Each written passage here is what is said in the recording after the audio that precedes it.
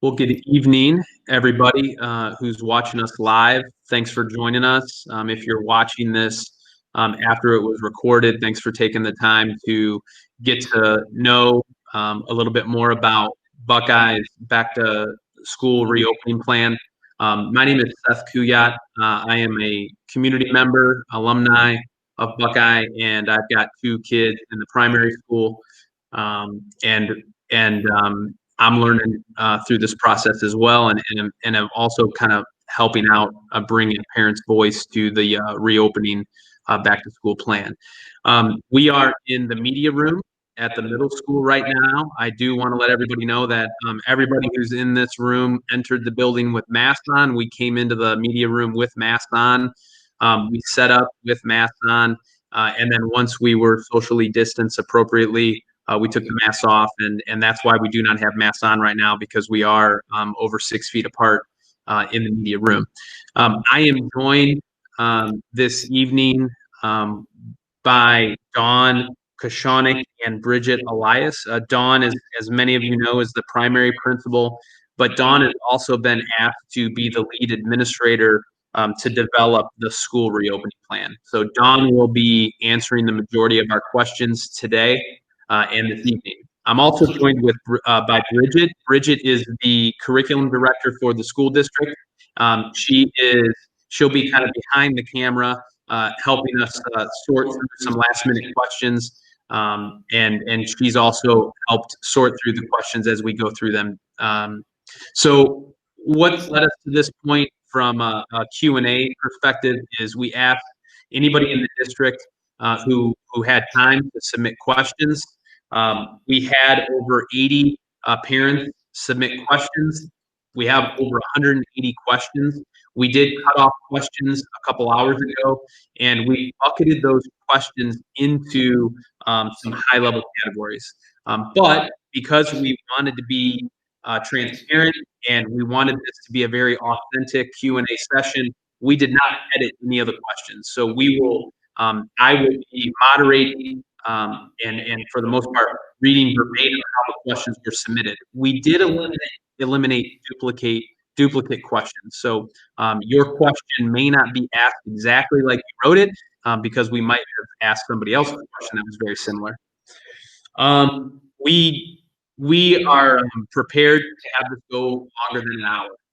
We're committing to get through these questions, and if that takes us more than an hour, then we'll go ahead and just run this recording for as long as it takes to get through all the questions, because we do know that everyone's questions are important, and the answers to these questions will help many parents in the district make the determination on what the beginning of school year looks like for their child.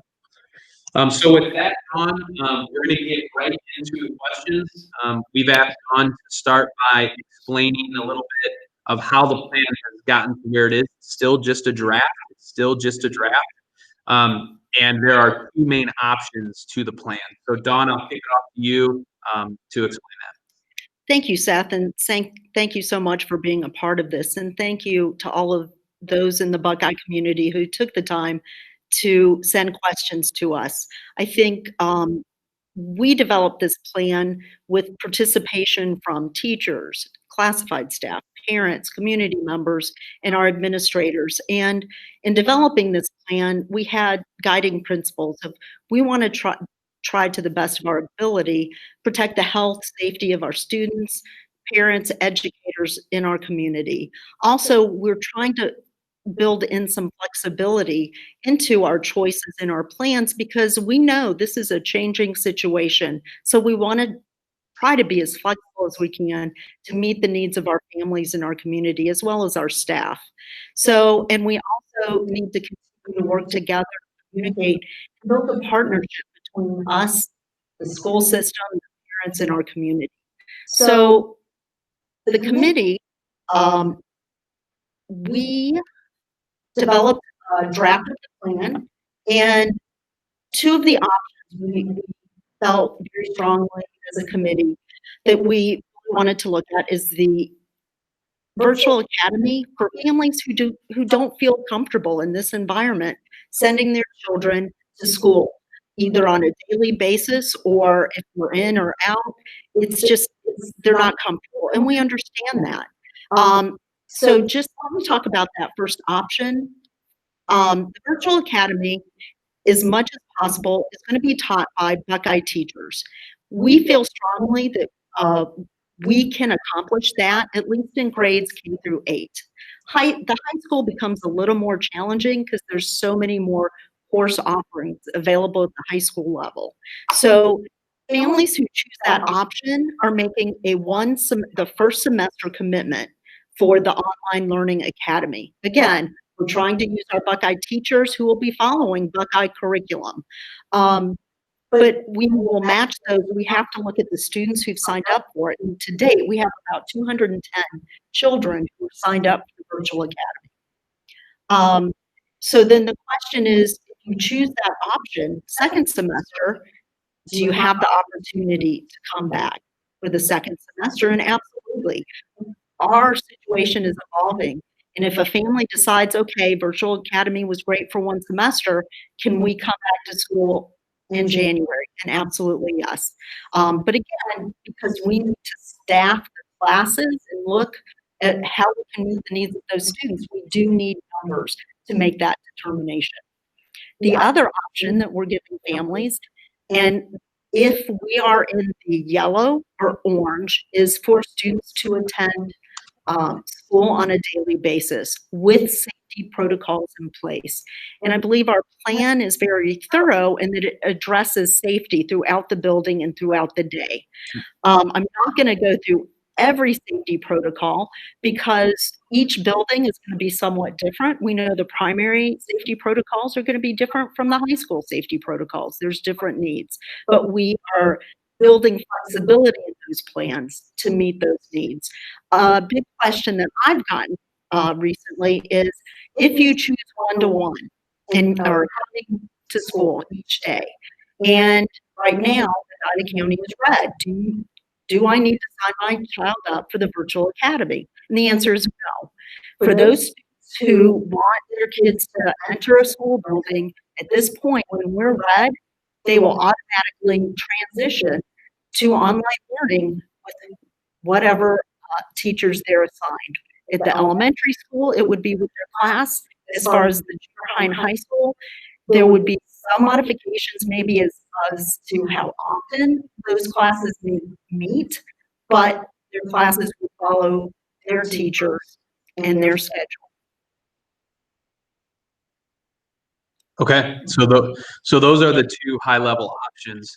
We're going to start by going through questions that are specific to the Virtual Learning Academy, and there's a number of them, so we're going to try to get through all of them. So the first question, and there were a number of questions around if a child is not receptive to that learning environment, when and are they able to switch to in classroom? So let's say you get several weeks in, the student is not receptive to that learning environment at home.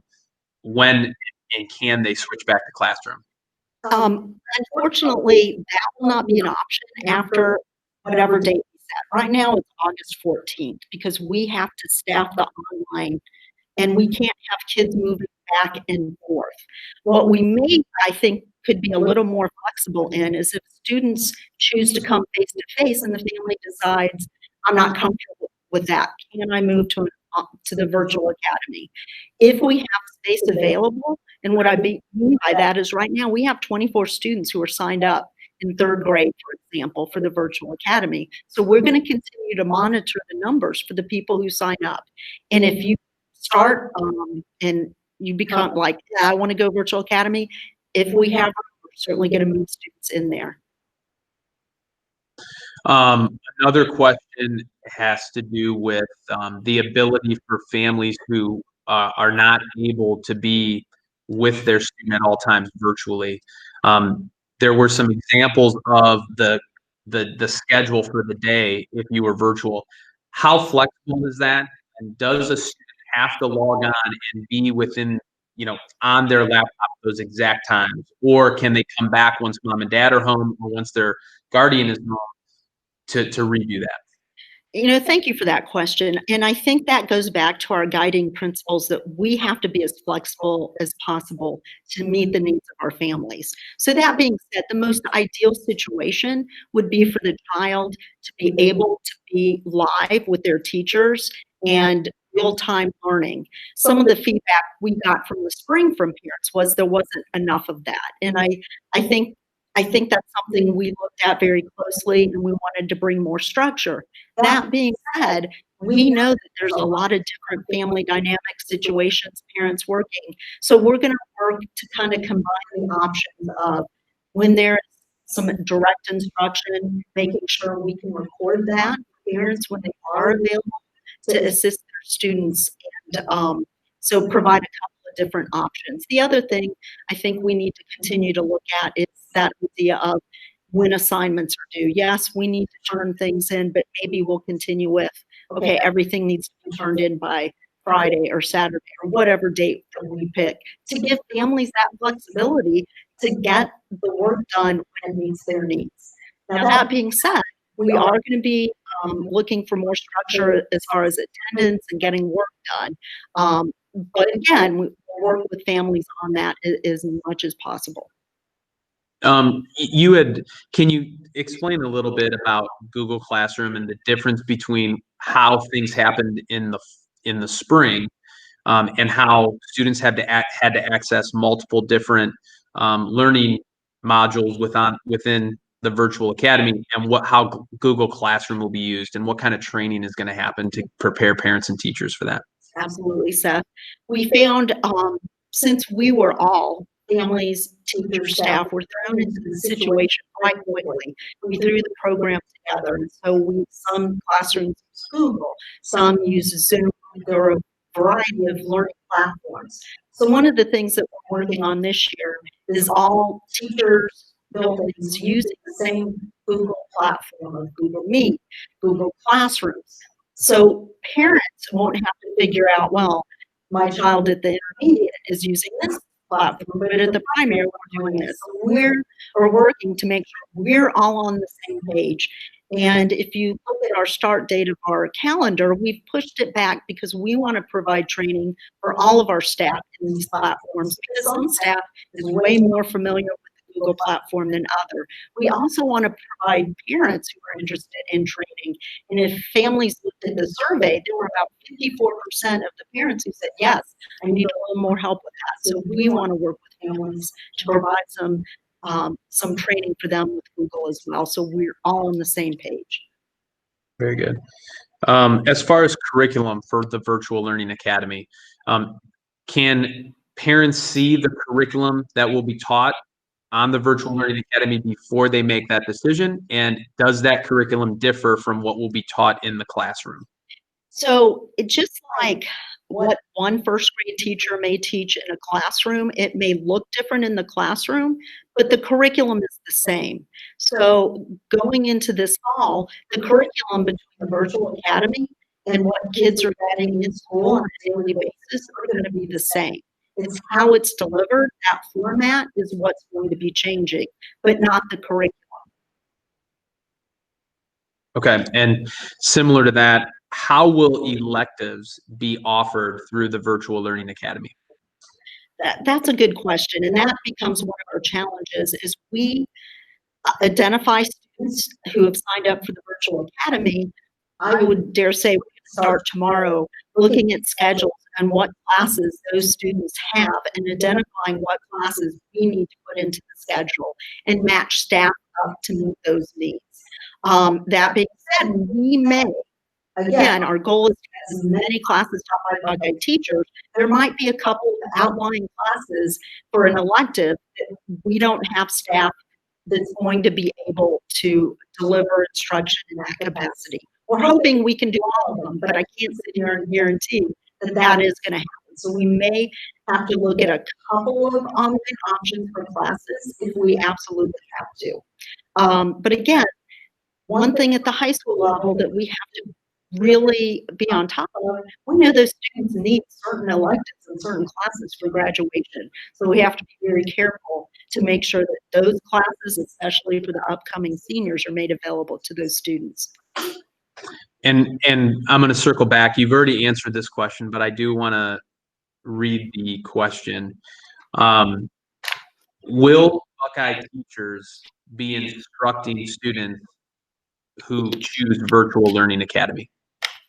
I can say K through 8, yes, and most high school classes, yes. With there's a few possible instances that it maybe no.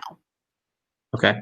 And again, to circle back, what will happen if a student cannot do the virtually scheduled meetings as laid out during the day, and they have to do them in the evening or on the weekends? I think the answer to that is gonna be different from the younger students than the junior high and high school students. I think probably there'll be more of an expectation because those students, for the most part, should have the knowledge and the capability to be able to be in the classes. In education, we call it synchronous live learning. But for the younger students, we understand that they're gonna need some help, possibly logging on, especially in the beginning. So for those students, I believe there'll be more flexibility. But that being said, across the board, I think we have to look at really reporting as appropriate certain instruction. We have to be careful recording. We can't record students in a classroom. So we have to make sure we're just recording the teacher. And I can understand this next question, how a parent would want to know this before they make the decision. Will parents be able to know who the Virtual Learning Academy teacher will be before August 14th? Well, I would hope so. Part of that challenge is, but I cannot guarantee that because there may be some families who do not sign up until the 14th. So what we might say is if we work the week after that, we're gonna have to work with our guidance counselors and people who are doing the scheduling to figure out what staff and which students we can connect. So one reason that this is a draft and it's all a work in progress is that we're gonna have to look at those numbers after August 14th. We're gonna start on it tomorrow, and my hope is most of them we will have figured out, but I can't anticipate how many families maybe, for instance, I get that. They may wait till August 14th and see what risk level we're at in Medina County, or need some time to think about, or continue to develop questions, and I understand that. So my hope would be that for most, kids and schedules, we would be able to know what those teachers are, but I cannot guarantee all of them. Okay. When parents need assistance or if they have questions during the day or in the evening related to Virtual Learning Academy, how will their questions be answered and what type of assistance would be available during the day and in the evening? So probably most of the assistance for the virtual academy, I think there'll be a schedule of when parents can reach out to those teachers. Since there is more structure, it may be limited, but there's also a variety of ways that teachers and parents can communicate. There's Google Voice, I believe, and Classroom Dojo. A lot of our parents and teachers communicated through last spring. So our teachers did a fantastic job of getting back to parents, I think, for the most part. One thing we want to be careful of, and I found this to be true, and I think people who work from home have found this out, no matter what your occupation is that you have to set limits and building some structure into that schedule of these are times that, I'm available to answer parent. And usually our rule of thumb is if a parent needs help or has a question, somebody will get back to you within 24 hours. We had tried to do that more quickly, and we know if there's a tech problem, we need to get on it as quickly as we can. But we have 22, close to 2,200 students, so sometimes that becomes difficult. But we're going to continue to strive to communicate and get back to people as best we can. Great. Kind of maybe a simple question, maybe not such a simple answer. How will attendance be counted in the virtual academy? I think it's going to be a combination of a couple of things because we are going to be looking for students to participate in live learning sessions, especially the older ones. The younger ones, again, as I said, we're going to have more flexibility. If parents need to, if we record a lesson, we're going to build more flexibility in for the younger students. But the older students, teachers are going to be looking for them in their Google Classrooms. Also, going to be looking at assignments that are being done. So definitively, I can't tell you it's going to be a zero, it's going to be this. It's going to be a combination of the work that students do and participating in online learning. Okay. And then maybe also a simple question, not such a simple answer, but how will students be graded? So I know that was a big conversation in the spring. I think now, Seth, are you talking about the virtual academy? Yes. Okay. For the virtual academy, it's going to be very similar. There'll be projects, there'll be interactions, there'll be somewhat participation grades, but it's going to be very similar to how students are graded in school if they were in person. Great. And then several parents asked about extracurricular. So if you pick the Virtual Learning Academy, will students be able to participate in after-school extracurricular, and how does that look? If we have them, yes. So if you are in our virtual academy, you are still a part of Buckeye Schools. So you are welcome to participate in all of our extracurricular activities. Okay, fair enough. And I'm gonna read this because this is I think something that is we answered the question if a parent picks Virtual Learning Academy and then wants to shift back to in class, you answered that question. But what about the opposite? Let's say a parent decides that their child is going to start in the classroom, but throughout the semester there's a level of uneasiness and they want to go virtual. Is that an option? Again, that's going to be based on the numbers that we have.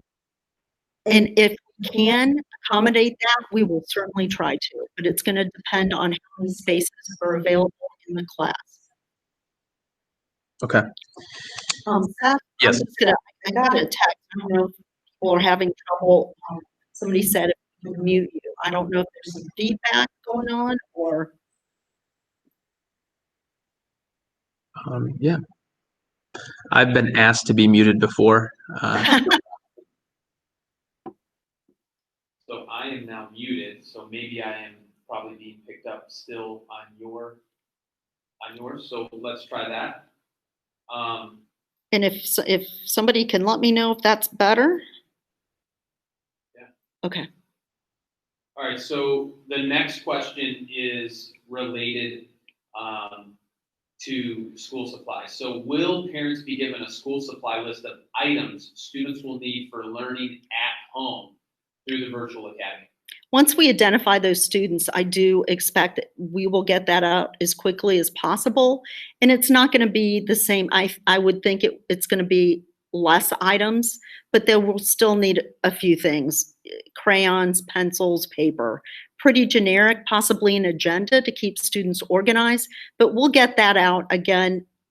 And I don't anticipate us waiting until August 14th to get that information out. We already know we have a good list of 210 students. So these are all things that we'll be working on to get that out to parents.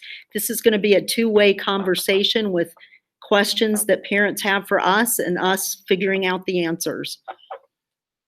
Yes. So again, for the Virtual Learning Academy, for AP classes, what do AP classes look like if a student picks Virtual Learning Academy? And specifically, will the classroom AP teacher also teach the online class?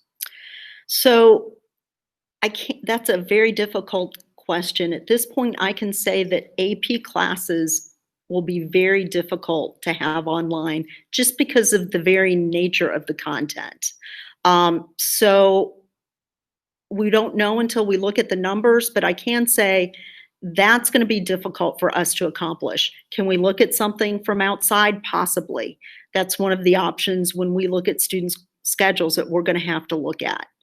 One thing that I guess the next step, and maybe I'm anticipating this, Seth, is I've been asked about CCP classes. No, those are offered from a different outside college facility. So those are not offered, never were offered by Buckeye Schools. So those, as long as Akron and those Lorain Community College, all of those still offer the classes, then they can be offered as well through Buckeye. This is about at the end of the semester when parents potentially will have to choose again to either stay with virtual learning, go to virtual learning, or come back to the classroom. How will students be reintegrated back into the classroom if they leave virtual learning in the second semester and come back into a classroom? That's a really good question. So what we'll do, it's almost like a new start of the year, a fresh start. We'll look at the students in the virtual academy and we'll place them in a way that we can even out the classes at the elementary and then at the junior high and high school, try to fit them in the schedule to meet their needs. Okay. And then this might just be a clarifying point. Other counties like Cuyahoga who are already red, who are already level 3, from the beginning, where does virtual learning sit? Where does in-class learning sit if Medina County stays in the red?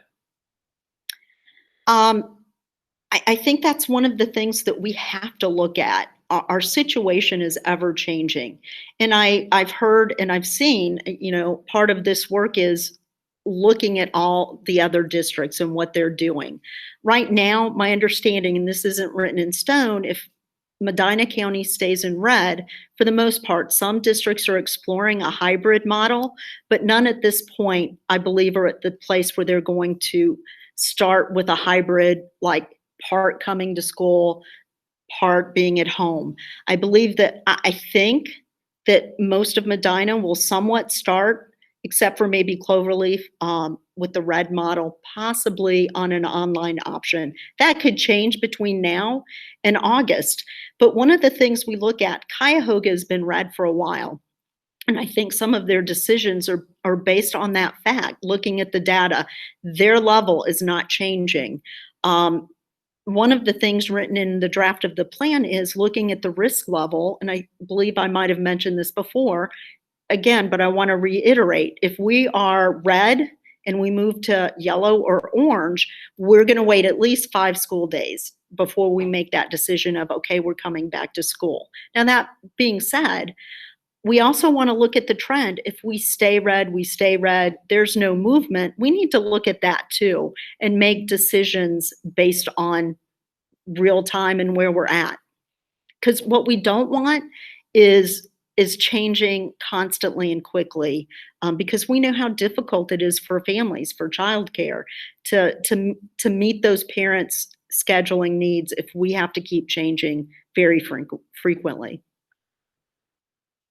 We talked a little bit about electives and how and if what electives will be offered. What is the answer if electives are not offered and this does put a student behind in credits for graduation? How do we remediate those credits, or what's the solution for a parent?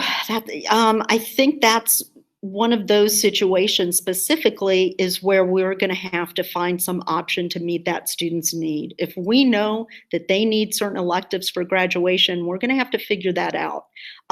House Bill 164, which is the legislation about school reopening and guidance, does give us some flexibility of assigning some teachers to teach out of their area.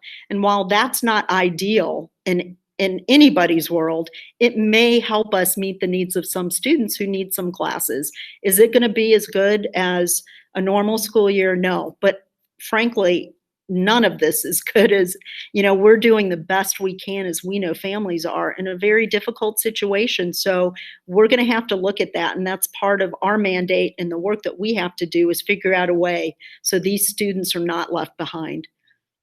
for elementary students, are the online classes going to be offered those special classes, or is it just going to be the core classes for online? For online, Yeah, specific to elementary, primary. so let me address the two, virtual academy, and if our day-to-day in-person students go online, because there's kind of two different scenarios. So our virtual academy students in the elementary will not be offered the specials classes. We're going to focus on core in the elementary: math, reading, writing. We know that music and art and PE are all important, but in this, it's just difficult to give students the experience they need in this environment. That being said, if we are person to person at the elementary, we will have specials. Yes, and I know they're going to look different. So for the most part, the specials classes are going to be in the students' classrooms because we don't want students moving throughout the building. So music, we already know one of our guidelines is students can't be singing, so music's going to look very different. Probably rhythm, patterns, musical instruments that don't involve, the, what do you call, in fourth grade, the recorders. So no recorders, but so music will change. It will be in the classrooms. Art will be in the classrooms, and the specials teachers would rotate through into those classrooms each day. PE, if we can, separate the kids' distancing, take them outside as much as possible, but they're not going to be going back and forth to the gym. It might be standing up and stretching kind of things, either outside, moving around, doing yoga outside, those types of things. And so if the elementary school moves to remote learning, then there will not be, not the virtual academy, but if we, like right now, we're red and online, we would not have specials online at the elementary level. Again, the focus is going to be on the core classes, but we know that our specials teachers, art, music, PE, they're very important to our kids, and we want to keep them connected to our students, so they'll be helping out other classrooms and teachers in a different capacity. They might, if we have some at-risk students, we might assign some teachers to help with that or with our online academy, but we know those teachers are very important, and we want to keep them connected to all of our students as much as possible. So this you hit on. First off, homes with fourth graders in them will just never be the same without recorder practice after dinner. Can I just say you're welcome? Yeah.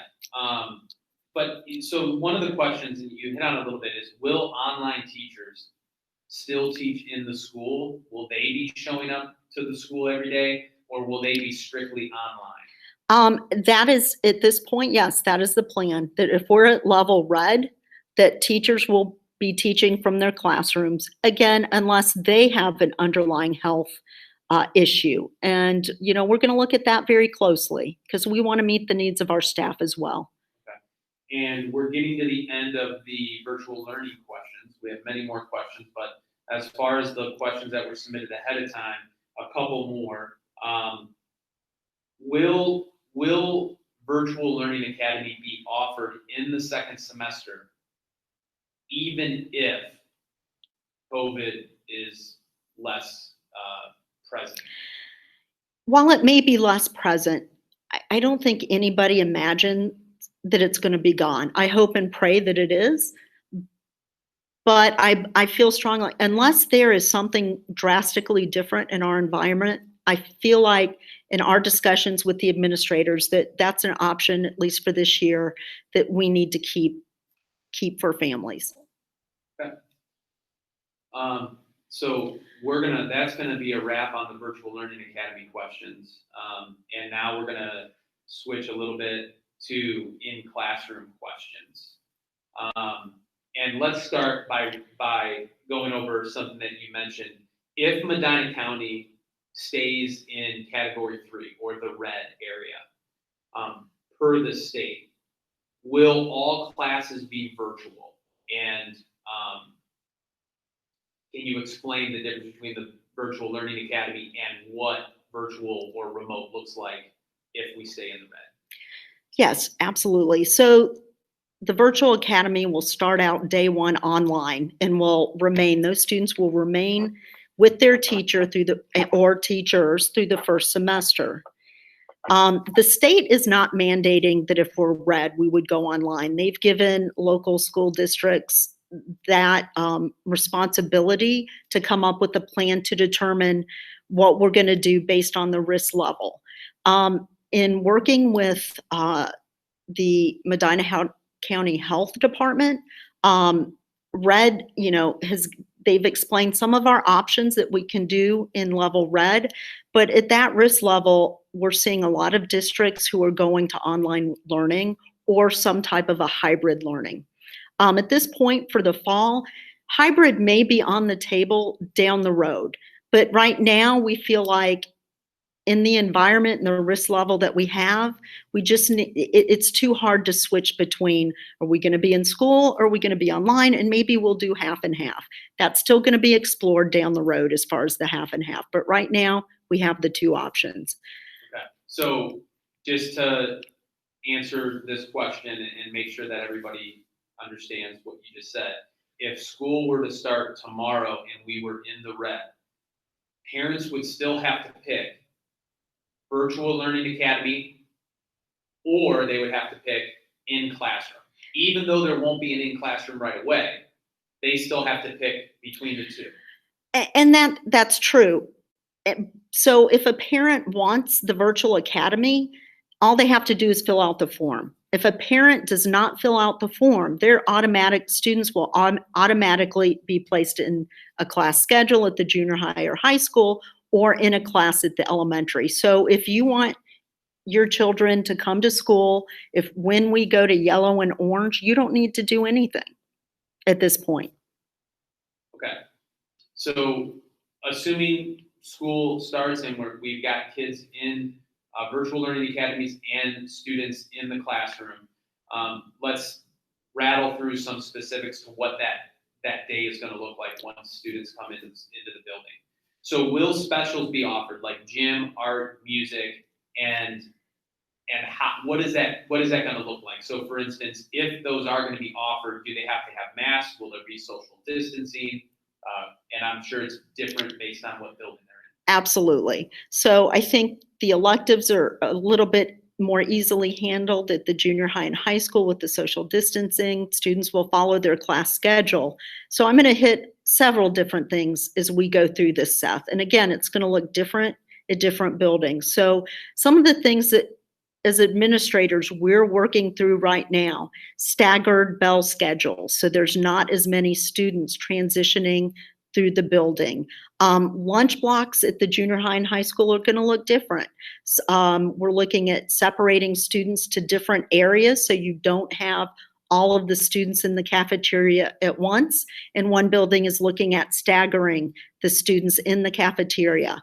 Whatever we do in any of the buildings, we're going to keep the 3-foot distance throughout the day. At the elementary, we know it's going to look different for our little ones. We're putting tape on the floor and walkways, and there might be traffic flow directions of where students need to go. We're working with transportation at the elementary. If any parent has had the, I guess, misfortune of being at the elementary school during arrival or dismissal times, it's daunting to have that many kids coming off buses or coming out of classrooms, but we're going to stagger coming in the morning. And I think I saw a question that, for car riders too, we're going to have to expand that window so we can get the kids in a safe manner. Our transportation supervisor, Mrs. Galden, is working on a schedule for the elementary where we're bringing in and unloading 3 buses at a time. So that may mean that your bus schedule is going to look a little bit different a little later. And while it's gonna cut in a little bit to our day, it's also very important that we keep everybody as safe as possible. So will students have access to lockers? No, they will not. We feel like the less that students are out in the hallways and congregating, the safer it's going to be. And I know in the past that book bags have not been allowed at the junior high and high school. They will for this year because there will not be use of lockers. Also, I've had the question that, okay, so what do students do in the wintertime with their coats? And it may not, it's not a glamorous answer, but they'll be on the back of their chairs in the classrooms. So book bags will be allowed, at least at the junior high? At all the buildings. All the buildings, okay. And then what about coats in the wintertime? Where will students put their coats? Again, it was so glamorous, you missed it, Seth, but that's okay. They'll be on the back of their chairs. Sorry about that. That's okay. I said it wasn't glamorous. Yeah, John, I think you mentioned maybe you didn't kind of a groups A and B for students who are going to be coming back into the classroom. When will those groups A and B be announced? And why don't you talk a little bit about why is there a group A and why is there a group B? And that may be changing since Medina went red, and that's going to be an evolving idea. So parents, I want you to stay tuned to what that may look like. The original concept is if we are face-to-face in school, that we felt like it was important for to get half of our students, not the whole class, but bring in half the students to work with them on what school looks very different than it has in the past. And we are teachers and we need to educate the students on what are our expectations and what are our safety protocols in this environment. So that was the original idea. Now, since we're red, it's going to evolve a little bit. And I can tell you, we had an administrative team meeting today, and at this point, we would like to, even though we're red, we would like to bring students in on some type of limited schedule, because now we may not be doing the safety protocols, but our younger students need to know how to log into Google, whatever platforms that we're using. And also, we know for all of our students, what's so important is that connection with students and the teacher. And while we may not have very much face-to-face time at all because we can't sustain transportation, that's one of our issues in the district. We're so large, it's difficult to transport half our kids in one side of the county along with the other when we're over 50 miles apart. It's very difficult, but we feel like it's important to do in some way in the first couple weeks of school. We haven't figured that out. So if we do, we don't know if it's going to be names or 50-50, but as far as the staggered start to this point, it's going to look different, and I'm not 100% sure. It may look different. It may be the elementary for a week and the high school and junior high for a week, but that's going to depend on transportation as well. So two topics that I excelled at Buckeye, recess and lunch. Will there be lunch, and what will that look like at the buildings? And then will there be recess as well? So much of this keeps me up at night, and those are the things anybody who knows me, kids need recess. They need a break. What is difficult is how can we safely accomplish this? And we're kicking around many ideas. As far as lunch, again, at the elementary, lunch will be in the classrooms. And then what we would like to do is get the kids, if the weather permits, outside if possible. And that may look like what we're talking about is different classes go to different areas outside around the building. We may have to, right now, playground equipment in most areas is roped off. So, that's a danger, and I don't think we can do that. But if the kids can just run around safely, get some fresh air, get movement, that's critical at the elementary level. As far as the junior high and high school, that's going to be different in that we're going to try and distance the students into different areas. So all of the students will not probably be in the cafeteria at the same time, or we'll be looking at staggered lunch schedules. And I'm sure the junior high and high school wish they had recess, but that won't happen. Related to workload, student workload. So how will the workload, or will the workload be different for in-classroom students compared to virtual learning students? I think I mean, there's always going to be a variance depending on teachers, but one of the things we're going to be working on during those 2 weeks of training and professional development is the teachers who are on the virtual academy. Hopefully, most, if not all, are Buckeye teachers. They know what our curriculum is. And so we're looking at the curriculum maps on both in-school, in-person learning, and the virtual academy. So that's going to be critical to match the workload as much as possible. What may be different is how that instruction is delivered and what the final project may look like, virtually or online. Maybe students can work together on a project through Zoom for the virtual academy. I think we're going to give teachers a lot more tools and training to be creative, and even though, and many of them did such a great job at the end of last year with creativity, but we're really going to focus on giving teachers all the tools they need, whether they're online or in-person virtual academy, to meet those needs, because this is just a different environment across the board. So I want you to, I'm going to ask this question because it's parents might still think that they're picking what days their child goes to school. But the question is will parents get to choose the days their child goes to school? My understanding is if they pick in-classroom option, that is a 5-day-a-week in-classroom option. That is correct.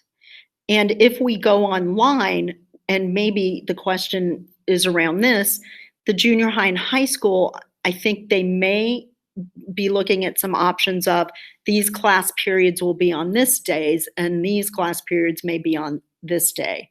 So hopefully I answered that question. Yeah. How will these changes impact students who open enroll? We're looking at that very closely right now. We have so many open enrolled students and they're part of our Buckeye community. And right now, the students who are currently, who have been for years, been enrolled in Buckeye, I don't anticipate any changes. One thing we are looking at is numbers.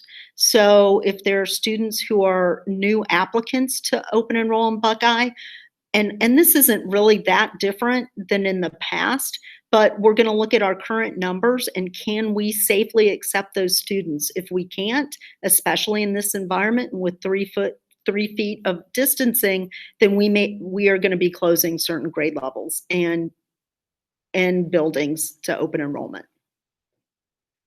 What about pre-K? So will preschool be offered for students without an IEP, or will it only be offered for students with an IEP?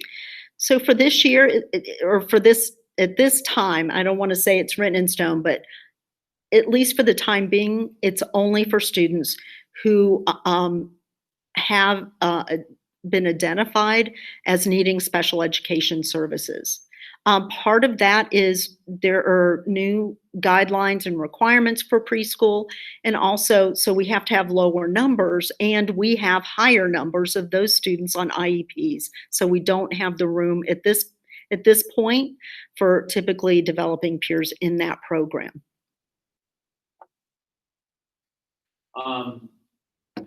So maybe Dawn, explain the substitute teacher process. Do you anticipate, or is the district anticipating difficulty finding substitute teachers? Will substitute teachers be able to fit into an environment like this with the anticipation that maybe teachers will be sick more? Based on the question that I'm reading here. Yeah, I mean, if we have, without COVID-19, we've had difficulty finding substitute teachers in classrooms. One of the things that, in fact, one of our subs had reached out to me, and we want to invite, we have some wonderful community subs who are are in our, at least one of the Buckeye buildings each day. We want to include them in our training, those who are willing, because if a student is out, if a teacher or staff member is out in this environment, we are asking them to come in, teach from the classroom where the teacher has the tools that they're working with. So we need to provide some training for our substitute teachers also. That being said, we also know this is an environment where if the teacher's out, has the teacher, been diagnosed or somebody in the class, we know that teachers and kids may be quarantined for 14 days. And our intention at this point is to look at it like when we're at level red. If a classroom has to be quarantined, then that class will transition to online learning with their homeroom teacher. Or at the high school and junior high level, then we have to figure out a way of how we're going to have students follow their schedules, which is going to be challenging. What about start time and dismissal times? Will the start of school be impacted, and will the dismissal time of school be impacted? Not a huge impact other than, I think, opening the window to keep people maybe staggering, maybe people dropping off by last names or grade level. But we're going to have to, with busing, we can do it a little bit more easily. And one of the challenges, if you saw the survey, that 64% of parents are interested in transporting their parents rather than having them ride the bus, which I totally understand. But as we get into this, we're going to have to know, and we're going to have to prepare for those scenarios. So I would anticipate the drop-off pickup times are going to widen, especially at the elementary, maybe not as much at the junior high and high school, but certainly at the elementary. And we're going to have to look at our procedures to meet those needs. It's going to be a little bit different. Okay. And last question specific to in school. If students are eating in the classroom, for those students who need to buy and purchase a lunch, will that still be an option? We had a long discussion about that with our administrative team, and yes, it will probably be some type of boxed or bagged lunch, and we have to work out some semantics as far as the best scenario would be parents using the Pay for It account to pay online for lunches. That would be easier, but we know that can't always be done. So we're working out procedures of how we can, if parents want to send in a check, how we can safely do that.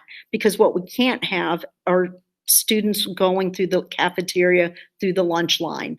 So we have to anticipate for that. And there may not be there won't be the choices for lunch. It's probably going to be, this is our lunch for today. And we'll do the best we can with that. And we're still figuring a lot of these procedures out by building. Okay. So we're going to shift to masks and other safety. And I know there are a number of questions here. We'll try to maybe rapid fire through some of them. They're very good. But can we start with the question around the governor made recommendations on what grade levels should wear masks. Can you explain why the governor's recommendation is different than what Buckeye School District has picked? Yes, absolutely. And this was a big discussion, I know, amongst elementary teachers, the primary teachers, which I think is probably one of the most difficult areas for students. So you have to remember DeWine's and Ohio Department of Education, their recommendations are just that, recommendations and guidelines. They're still leaving it up to districts, and several districts in our county are requiring K-12 masks, and several are going with the recommendation of grades 3 through 12. I can tell you, from my perspective in the primary school, and I've had a lot of discussions with staff, their feeling is, yes, it's going to be difficult to work with students who are younger in this, but also the teachers feel like this is our job. Part of younger kids coming into school is us teaching them how to be at school. And teachers already have these phenomenal ideas and ways to make it fun and teach kids how to wear a mask. It's just like, when kindergartners come to us, they don't come into school knowing that you walk on the right side and that you do this. So right now, our mandate and part of what our teachers are going to be doing is we're going to be using the hula hoop as we walk down the hallway, and we have to make sure we have our masks on. And so that's going to be part of the learning process. And we just feel like for the safety of our kids, as well as the safety of our staff, that it's just, we feel like the science out there is the more that we can get the kids and the staff to wear masks, the better situation it's going to be for the health and safety of everybody. So, Don, when will the students need to wear their mask? And how will mask breaks work? So I think that that's going to be different according to the age of the child. I think, and I think that's going to be left to the experts of kindergarten can communicate that out with parents, because kindergarten is going to have a lot more mask breaks possibly than other students. And also we have special needs students who may not tolerate a mask full time. So we're going to have to work within the classrooms for those students to make sure they're socially distanced at least 6 feet away from each other is one of the things. If we have a student who can't tolerate it, we'll have to come up with an alternative. People have talked about the face shields. I know that face shields are not a replacement for a mask, but if we can't wear a mask, and maybe we do a face shield along with the 6-foot social distancing for those students. So for those students who are asked to wear a mask, but they won't. Will there be any discipline, or will there be lenience on those students? I think that's going to depend on the age and if they have special needs. Obviously, the younger students, that's going to be a work in progress, and we know it's going to be difficult, and we're going to provide breaks. There's not going to be discipline. Older students who make a choice not to wear, we're going to work with those students and their families and give warnings, and we're going to have extra masks in the buildings available for students as a reminder. But by the same token, the rules are the rules. And if for older students, if they continually refuse to wear a mask, and that's our mandate right now for all the other students grade, who are 10 and up. So we'll work with that on an individual basis by needs. But if it's a choice and they're refusing to, then that would go through a regular disciplinary process. If a child has a medical condition and they are not required to wear a mask, how would a parent go about submitting that information to the school district? Then we would get documentation from that child's doctor that would go to the school offices, and then we have to work within that framework of that classroom to make sure that we don't have too many students within one classroom, because we know we're going to have to make sure they're socially distanced at least 6 foot around them. You mentioned face shields briefly. In situations where a teacher or a student learns better by actually seeing the mouth, are face shields acceptable? Right now, we're hearing from the Medina County Health Department that a face shield is not a replacement for a mask. But that being said, I think there are things that we're looking at to possibly put into place, that if a teacher is 6 feet away from the rest of the students with a face shield, possibly with a partition, in those situations, we know it's going to be difficult, especially for the younger kids, foreign language, speech and language. So we are looking at other alternatives of ways that we can safely make sure that those students get the education that they need. And I actually had a teacher who ordered, a kindergarten teacher, one of the clear masks, because we're exploring all options here, and it fogged up. And so that really, a lot of people think it's that simple. We'll just do the clear mask. Unfortunately, we don't think that's going to be a good option because of that. It defeats its purpose. But I can assure you, we're looking at every possible way that we can safely educate our students. If masks cannot be worn, you mentioned having a doctor's note. When do those notes need to be submitted by? We don't have a date yet to this point. I would say the schools will be reopening August 17th, and I would say August 17th would be the first day that you probably could submit those notes. So I would say as quickly as possible. So because the more quickly we know, the more quickly we can make accommodations for those students. For students with an IEP for speech, how is that going to be handled? Obviously, they need to see their therapist. So what are the plans for students with IEP for speech? If they're in person in school. Yes, right. So those are some of the things that I know the administrators have looked at different options that may not be a face shield, that it's more encompassing. So we're looking at that. We haven't quite figured it out, but we're still exploring those options. But there are some out there. How will the school prevent bullying for kids who can't wear a mask and will be easily identified as possibly having an IEP or a health issue? And that's where we'll tap on our guidance counselors and our classroom teachers. It's just like any other bullying incident, and it's going to be about teaching and education that kids aren't wearing a mask because they don't want to, that there are other scenarios. And it's just like we have to teach that all children are different and we have to accept them. And I know Mrs. Ludwig always does a great job with her classroom guidance, and we're going to have to do that pre-K-12 in this environment that everybody's different, everybody has different needs, and we have to meet their needs. And nobody's right, wrong for whatever they need to do, and we need to deal with it and accept it and make the modifications that we need to make. Kids are smart. They're going to follow the cue of the adults around them. And if we keep with a consistent message of acceptance, and yes, people are different and we need to accept those differences, that's no different than anything we do. We're doing it for different reasons this year, but it still is our mandate to do every day, every year. Right.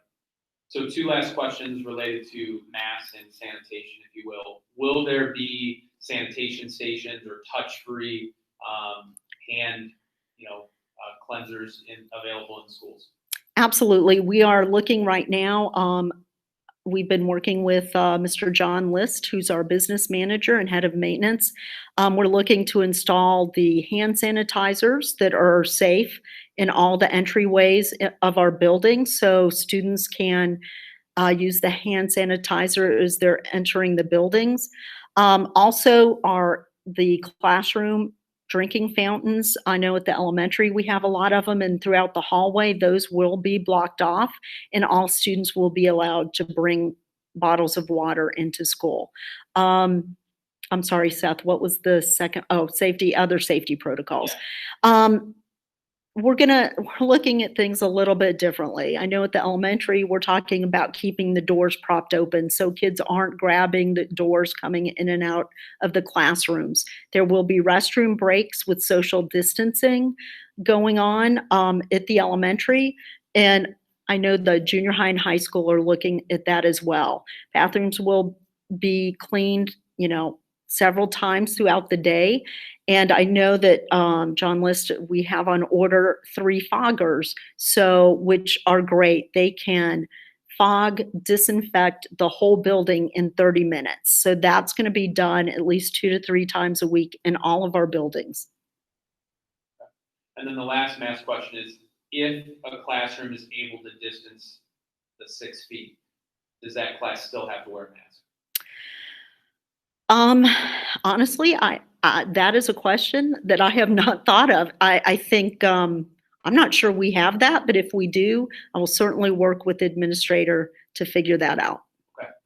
Now we're going to switch gears to talk specifically, and there are some hypothetical questions in here, but specifically around what happens if somebody does test positive for COVID and they are in the in-school option. So what happens if a student does test positive for COVID-19 and they were in school that day or the day prior? So the way, and I think our athletic directors and coaches have already begun working with the Medina County Health Department. So what will happen is, as soon as we find out of a diagnosis, we'll be contacting the Medina County Health Department. So they're going to tell us what the plan is. The health department will be contacting those families and will let us know the families. Because of HIPAA laws, we can't announce it, but families will be contacted by the Medina County Health Department, is my understanding. And then we will follow whatever plan the health department gives us. So if somebody in a classroom and the health department tells us these kids need to self-quarantine and this teacher, that class would move to online learning. Also, then if the next step is the child on the bus. I was asked that the committee, reopening committee, we talked about this, that again, we're going to have assigned seats on all the buses so we know where children are sitting, and the health department will communicate to us who needs to self-quarantine based on that, or communicate to those families. So a lot of the questions are around how will families be notified if another student or teacher or administrator does test positive. So again, how will families be notified? I know you mentioned it, but there's a lot of questions around Sure. it. So if I'm a parent and one of my child's students gets COVID, how will I be notified? And my understanding at this point, and I don't think it's going to change, it will be, it's almost like the tracing that Medina County Health Department does. The Medina County Health Department will be contacting those families and letting them know who needs to self-quarantine, and then communicating to the school what we need to do. Does the school anticipate that if a student does test positive or a teacher tests positive, does the school anticipate closing down classrooms for periods of time, potentially an entire school building? To this point, and again, it's an ever-changing environment, but to this point, what we've heard, it may just be a classroom and not the entire school that would have to be closed down, especially because we're trying to limit as much movement within the building as we possibly can. So what we're hearing is, at this point, it just could be classrooms. That being said, a lot of what we're doing is going to be dependent also, if we really see a continued rise in cases, we're going to have trouble finding substitute teachers. And so that is going to play into whether we're online or in person also. If a student does have a fever or a runny nose, regardless of if it's allergies or a cold or COVID, is the school district requiring that student to get tested before coming back to school? That's a good question. I believe that it's whatever the Medina County protocol is. And off the top of my head, I'm not sure. I'll have to find that out. I would assume that might be the case, but I'm not 100% certain. Again, a lot of the questions came in today that I haven't seen, and it seems like every day somebody asks a good question that, okay, we need to do some more research on that and figure it out. I can tell you, though, for those students, if they have symptoms, we will have a staff member appropriately, with a mask, escort at least the elementary students to the office. They will be in a separate room from the clinic with a school nurse or a staff member to monitor them and contact the parents. And then we would also contact the health department at that point. And for students who have to go virtual or remote because they had a fever, how will they be expected to be absent for that period of time, or can they transition to remote learning or virtual learning academy during that time? If we suspect COVID-19, then I think we're going to have to look at it. If it's just one student, we're going to have to determine, is it the whole class that needs to be quarantined or just that student? I think with that student, often in past years, we've worked with them on sending assignments home if they're able to complete that. I think we could do remote learning. It may not be the virtual academy, but we have the tools this year for them to do some assignments at home online learning. And then as parents make the decision to either go in school, or in classroom, or virtual learning, how will school buildings be cleaned? How will they be sanitized? And on what regular basis will that happen? So as far as the desks to be wiped down, they're going to have to be wiped down daily at the end of every day or at the beginning of every day, and any contact surfaces, handles, door handles, common areas will be cleaned a couple of times a day. We're working with our maintenance staff on that. And then, as I mentioned before, the defoggers, restrooms will have to be cleaned out a couple times a day. And we know we have to be flexible, that school is going to look different and we have to clean differently and more thoroughly. And we're working with the maintenance staff to do that. I think the foggers are really going to help the buildings as a whole. And I've got the question that I asked the question, is the fogger safe? Will there be residue? And I was told no. And it really does a nice job because it floats up to the ceiling and then floats down. So it is really cleaning the air of any kinds of germs and viruses. So we've got several questions still left. I want to get through them all. Let's shift to technology a little bit. We are a relatively rural school district. Internet speeds varies depending on what township or what street you live on. Sure. What part of a development you live on. So what internet speed is needed for students to participate in virtual learning? And for families who don't have reliable internet, will something be provided or will suggestions be made? So I don't know that there's a minimum based on my own internet lately. It depends on the day and how many of my kids are on the internet at one time. And I know that's a factor. I know Litchfield internet is an issue. Thankfully, and hopefully this will help our situation, is when Governor DeWine announced last week that there is some funding available possibly for schools to work with internet companies to provide some stronger internet options for those areas. So I'm hoping, and our technology staff is working on that, to reach out to figure out, is there a solution, especially for internet or for those families who may not have internet available? What are our options to support them? So we're working on that to see if there's something available, because I know I've heard from several parents, I've heard from staff members who live in Litchfield that it can be hit or miss. And as part of that, I think families need to make their teachers aware. If they have a situation such as that, if teachers know about it, we're going to work with families. And if it's not working, they can't make it at that moment, that's when, if we're online, it's going to be critical that at times we need to have videotapes of instruction. And then what about Chromebooks? Will Chromebooks be available to each student? Will they only be available for students who choose virtual learning academies? How will Chromebooks be handed out if the school has to be completely remote? So we'll work by building to hand out devices. I believe there will be scheduled days, as there have been in the past, for the junior high and high school.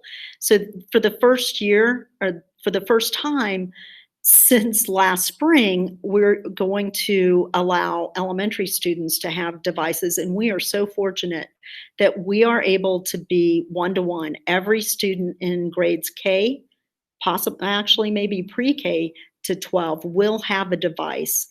And most of them will be Chromebooks. I know there might be a few students or grades that have the MacBooks, but all students will have some type of device this year. And we are so fortunate that we have this option in this environment, because we know some school districts don't have that option. So yes, everybody, and kind of like we did device pickup in phases in the fall and in the spring. In March, we'll do the same thing. We'll do a staggered pickup depending on grade levels or names, and just like we did the pickup and drop off in the fall. And students who have the Chromebooks or the MacBooks, will they be required to use those, or can they use their own devices?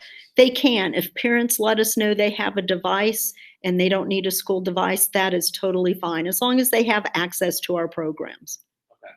And then just 2 questions around registration. So will kindergarten screenings still be taking place before the start of the school year? And the answer to that, sadly, is no. In this environment, I don't see how we can safely do that. We might be looking at other options like a virtual kindergarten orientation for parents of, okay, this is what kindergarten's going to look like, and these are ways that you can help your child at home if we're online. So it'll probably be more virtual in nature this year, unfortunately. And I know Mrs. Ludd, the guidance counselors are already talking at the elementary about a virtual new student orientation to those who are new, who've just moved into Buckeye. And then what about preschool screenings? Will there be preschool screenings end of August? The preschool screenings are probably going to be needs-based. If we suspect or get a referral that a student has a disability, we probably will not be, since we're not taking the typical peers, the screening will be relegated to if we have a referral for a student for an evaluation. So there's a couple of transportation-related questions. Okay. So let's just jump in. You're doing great. If a parent agrees to drive their student to school to reduce the number of students on a bus, Yes. will the parent be permitted to drop the students off earlier? And would the parent be permitted to pick the student up later? And I think that's what we're going to have to work out with our buses and with our cars. And it's going to be an interesting challenge, but we're up to it. Yes, we're going to have to widen that window, and we may be having students drop off at different doors around the buildings based on where their classroom is in the building. So we're going to have to get really flexible and think out of the box for that. Also, one thing, parents, I would anticipate in the next week or so getting a form of opting in or opting out of transportation so we can get a real clear number of how many are going to be on the bus, as well as how many car, pick up and drop off parents are we going to have to accommodate.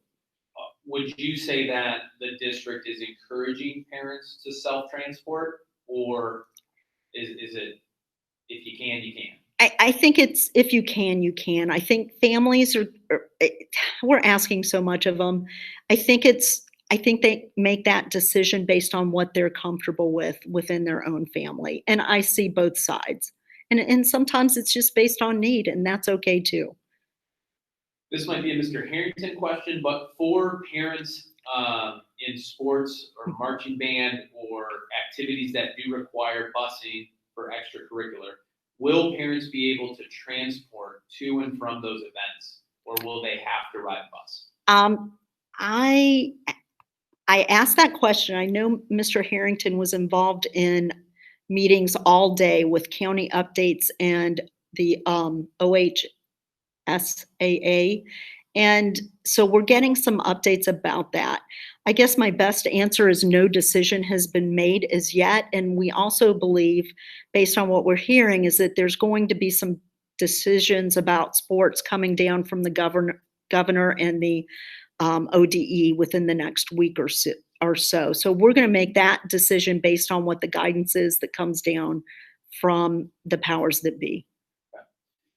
And if a parent chooses the Virtual Learning Academy for the fall, and they decide to go back to in-classroom in the spring, will busing be available? Can they opt into busing? Absolutely.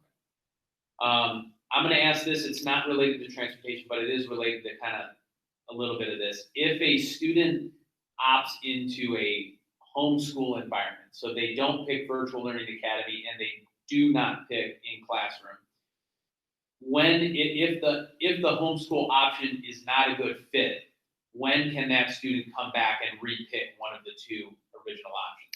So that is not going to change in any school year. If a family has homeschooled and it's not working out for them, at any time they could come back. to in-person learning in our school if they live in our district. So that option is there at any time.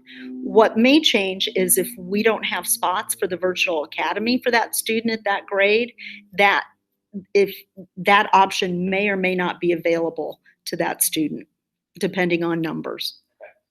And then back to transportation. Good luck for that family that asked that question. They're going to have to really look to find the answer that you just gave. But will there be busing for junior high and high school students?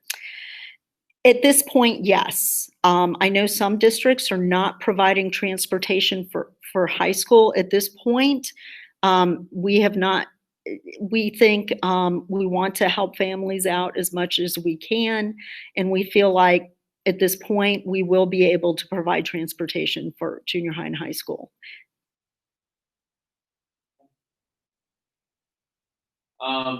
That looks like we have got through the major questions that had categories. So I think an hour and 20 minutes is probably enough for parents to have to sift through. So before we close, Dawn, do you have any closing thoughts or items that you want to double down on or you didn't feel we covered? Just a couple quick things. I appreciate the questions, the thoughtful questions, the people who've reached out to me. And I could sit here and say I know all the answers, but that's not true. All I can do is provide the best answer, flexibility, and support to our families and our staff that I possibly can. One thing that's out there that I'm exploring, I got this question. We're looking at Right at School, who was going to provide before and after daycare for our K-6 students. And I am asking them to give us a quote. They are able, under different guidelines of 9 students to 1 staff member, they are going to be giving us a quote to look at an option for students for if we are all online of coming into our possibly the elementary building, and we want to look and see what guidelines they're going to be following. If they can do it safely, they have more staff where they can bring the children in. Those students can be and their staff will support the students in the Buckeye online learning, be it the virtual academy or be it online learning if we're red or purple. So that might be an option that might help families because we know parents work and they need some options. So they are working on a quote. I'm going to be hopefully in the next couple weeks, myself or somebody else will be bringing to the school board what requirements that they can fulfill and if that might be a good option for some of our families when we are online. So at the end of the day, all I can say is thank you, Seth. Thank you for our staff and parents who are on our reopening committee and Mrs. Elias who's been invaluable. We're going to do the best we can to keep our students and our staff and everybody in our community safe. And we can only do that by continuing this dialogue and continue to talk. And so if you have more questions, I anticipate we may send out another form because what we find as administrators, we answer 5 questions and then we get 5 more that we hadn't thought of. So we really need to continue this dialogue and parents need all the information that they possibly can get to make a good informed choice that meets the needs of their family. Great. Well, thank you everybody for either listening live or for those who are listening after we recorded this. Thank you for taking the time. We hope this was helpful. We know we weren't able to answer all of the questions that were asked. We tried to get through as many as possible based on the categories that we sorted through. As Dawn mentioned, your questions do matter. Please continue to submit those. We'll try to do more of these, whether they be building specific or general district wide. But thank you for taking the time. Be safe and go Bucks. Absolutely. And thank you, Seth, for helping us out in your moderation.